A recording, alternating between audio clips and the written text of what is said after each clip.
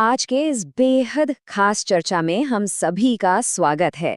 आज हम एक ऐसे विषय पर बात करने जा रहे हैं जो सदियों से हमारी संस्कृति और परिवारों का एक अभिन्न हिस्सा रहा है, पिंडदान और तर्पण।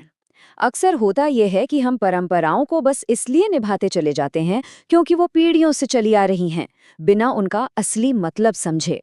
लेकिन आज हम इन कर्मकांडों के शाब्दिक अर्थों से थोड़ा आगे बढ़ेंगे और इनके पीछे छिपे उस वास्तविक आध्यात्मिक रहस्य को समझने की कोशिश करेंगे जो शायद समय के साथ कहीं खो गया है। चलिए शुरुआत एक बहुत ही सीधे लेकिन विचार करने वाले सवाल से करते हैं। क्या सच में हमारे पूर्वज कहीं दूर किसी दूसरी दुनिया में भूखे प्यासे बैठे हमारी प्रतीक्षा कर रहे हैं? बचपन से हमने यही सुना है कि मृत्यु के बाद पूर्वजों को हमारे द्वारा दिए गए भोजन और जल की आवश्यकता होती है। लेकिन अगर हम एक पल रुककर तार्किक नजरिए से सोचें, तो क्या ये धारणा पूरी तरह से सही बैठती है? और इसी से जुड़ा ये अगला सवाल मन में आता है, अनुष्ठानों में जो हम जल और तिल अर्पित करते हैं, क्या वाकई भौतिक रूप से उन्हें इसकी जरूरत होती है? या फिर क्या ऐसा हो सकता है कि इस पूरी प्रक्रिया के पीछे कोई बहुत ही सुंदर, बहुत ही गहरा आध्यात्मिक संदेश छिपा हो, जिसे हमने सिर्फ एक रस्म तक सीमित कर दिया है? इस गुत्थी को सुलझाने के लिए चलिए सीधे भगवत गीता के दर्शन की ओर चलते हैं। भगवान कृष्ण ने बहुत ही स्पष्ट रूप से कहा है, न आत्मा जन्म लेती है, न आत्मा मरती है। जो शरीर छोड़ चुका है वो केवल वस्त्र बदल चुका है। अब जरा सोचिए, ये बात पूरे परिदृश्य को कैसे बदल देती है। अगर आत्मा अमर है और शरीर केवल एक वस्त्र था जिसे त्याग दिया गया है, तो फिर भौतिक चीजों की आवश्यकता किसे है? ये विचार इस पूरी चर्चा का आधार है। भाग 1, आत्मा और पुनर्जन्म का तर्क, मृत्यु के बाद की यात्रा को समझना। तो आइए अब थोड़ा इस लॉजिक को समझते हैं कि मृत्यु के बाद असल में आत्मा और शरीर के साथ क्या होता है। शास्त्रों के अनुसार मृत्यु के बाद की यात्रा को हम 3 बहुत ही सरल चरणों में देख सकते हैं। पहला, हमारा जो स्थूल शरीर है, यानी ये भौतिक देह, वो अग्नि, जल, वायु, पृथ्वी और आकाश, इन 5 तत्वों में वापस विलीन हो जाता है। खेल खत्म। दूसरा कदम, जो चेतन आत्मा है, वो अपने पिछले कर्मों का हिसाब लेकर आगे की यात्रा पर निकल जाती है।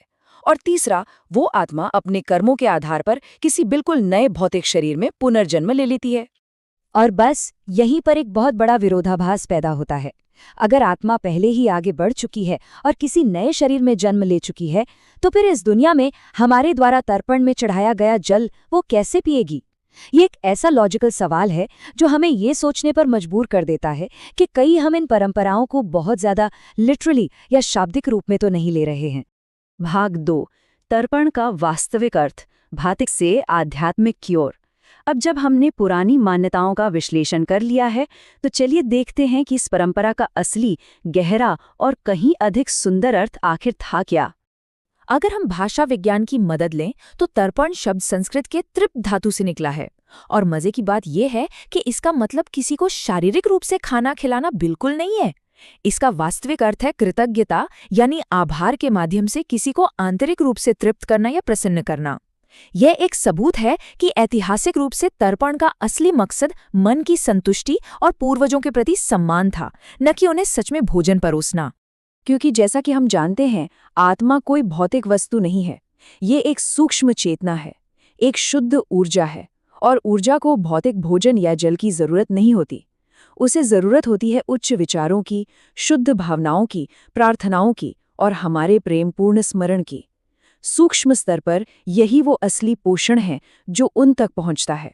भाग 3, आस्था बनाम अंधविश्वास, शास्त्रों के सच्चे उद्देश्य को समझना।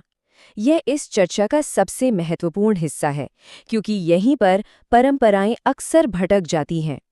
यहाँ हमें 2 अलग-अलग दृष्टिकोण देखने को मिलते हैं। बाईं ओर है भय आधारित अंधविश्वास। समाज में ये डर बहुत आम है कि अरे, अगर हमने फला अनुष्ठान नहीं किया तो पितर नाराज हो जाएंगे, श्राप दे देंगे। ये एक डर का चक्र है।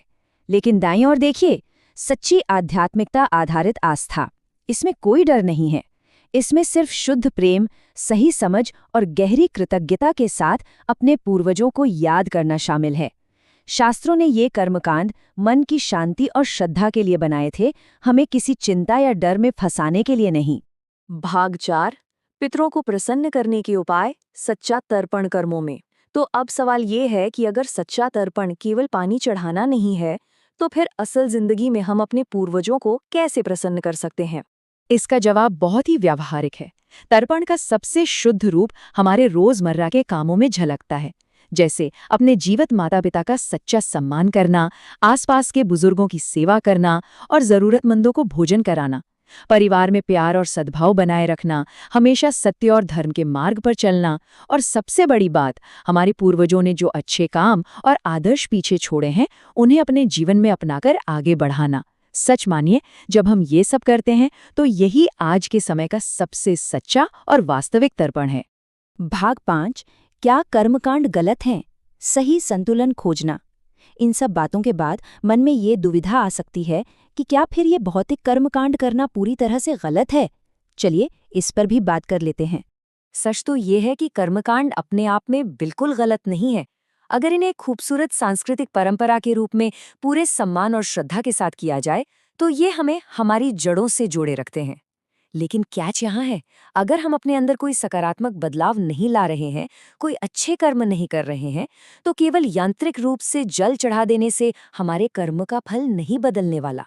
असली जादू तब होता है जब सांस्कृतिक परंपराओं का मिलन हमारे अच्छे कर्मों और सही नियत के साथ होता है। तो चलिए इस विचारोत्तेजक चर्चा का अंत एक बहुत ही गहरे सवाल के साथ करते हैं। अगली बार जब भी ये अनुष्ठान हो तो हम खुद से पूछें, क्या हम सिर्फ एक रस्म निभाते हुए जल चढ़ा रहे हैं, या फिर अपने कर्मों, अपने व्यवहार और अपने आचरण से सच में उनकी विरासत को आगे बढ़ा रहे हैं? यही वो सोच है जो पूर्वजों की आत्मा को सच्ची शांति देगी। इस चर्चा में साथ बने रहने के लिए बहुत बहुत धन्यवाद।